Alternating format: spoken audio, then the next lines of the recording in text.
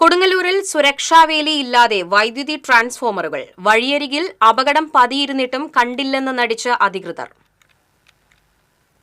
കൊടുങ്ങല്ലൂരിന്റെ വിവിധ പ്രദേശങ്ങളിൽ വേണ്ടത്ര സുരക്ഷാ ക്രമീകരണങ്ങളില്ലാതെ സ്ഥാപിച്ച ട്രാൻസ്ഫോമറുകൾ കാൽനട യാത്രക്കാർക്ക് അപകട ഭീഷണി ഉയർത്തുകയാണ്.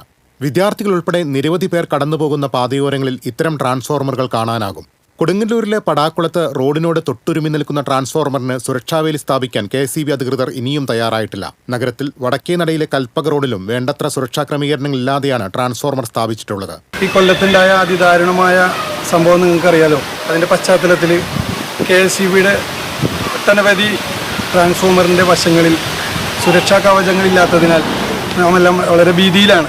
നമ്മൾ ഈ പടാകുളം ഏരിയയിൽ ഉള്ള തുറന്ന് കിടക്കുന്ന ട്രാൻസ്ഫോമറിൻ്റെ ഭാഗം എത്രയും പെട്ടെന്ന് സുരക്ഷാ കവചങ്ങൾ ഒരുക്കി കുട്ടികൾ ഉൾപ്പെടെ നടന്നു പോകുന്ന വശങ്ങളാണത്, യാത്രക്കാരുൾപ്പെടെ. തീർച്ചയായിട്ടും എത്രയും പെട്ടെന്ന് ഒരു നടപടി എടുക്കണം. ഇത്തരത്തിൽ അപകട സാധ്യത നിലനിൽക്കുന്ന വൈദ്യുതി വിതരണ സംവിധാനങ്ങൾക്ക് സുരക്ഷാവേലി ഉറപ്പാക്കണമെന്ന ആവശ്യം തുടർച്ചയായി ഉയരുമ്പോഴും നടപടി ഉണ്ടാകുന്നില്ല. TCV news, Kodungallur.